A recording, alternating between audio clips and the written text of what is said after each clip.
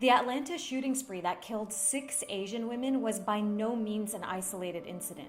Even though it's easy to blame Trump for the rise in racial violence and harassment, the Chinese virus, the Wuhan virus, Kung flu, Asian Americans have actually suffered violence and scapegoating for many years. In fact, racism and violence against the Asian American community is as old as the US itself.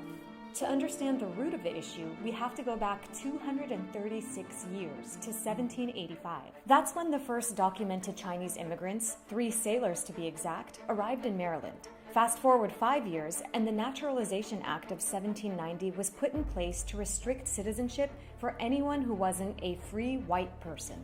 This meant that Asian people had inferior legal status compared to white people. It's also why they couldn't own property or vote. In 1849, the California gold rush attracted hundreds of thousands of miners from around the world, including China. By 1852, over 20,000 Chinese immigrants had made San Francisco their home. Most of them were miners. But with their rapidly growing population, many Chinese Americans suffered violence and discrimination from fellow miners and also from the government.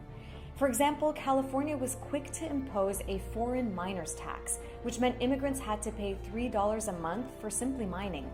At the time, Chinese immigrants were robbed and murdered and were set up as scapegoats for other crimes. By 1870, Chinese miners in California had contributed more than $5 million to the state through the foreign miners tax. It was almost a quarter of the state's revenue at the time. A year later, mob attacks and lynchings of Asian Americans erupted in Los Angeles. 500 white and Latino people attacked a Chinese community and killed 19 people. 17 of them were lynched. None of the killers were punished. All this tension and violence eventually led to the Chinese Exclusion Act in 1882.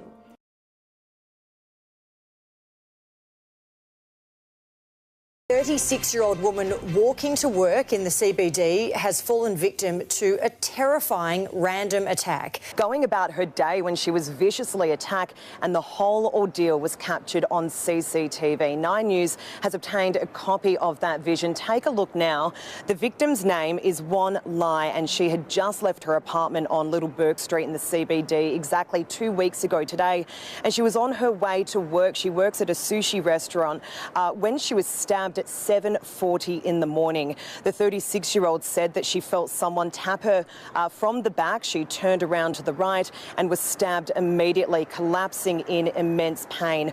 Her lung was punctured in the attack and she was taken to hospital, but thankfully she is all okay now. She has returned home, but she is understandably shaken up and has since moved house. Take a listen at what her family had to say.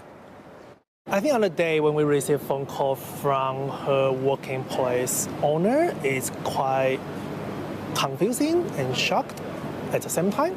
It's not right. It should be safe to work alone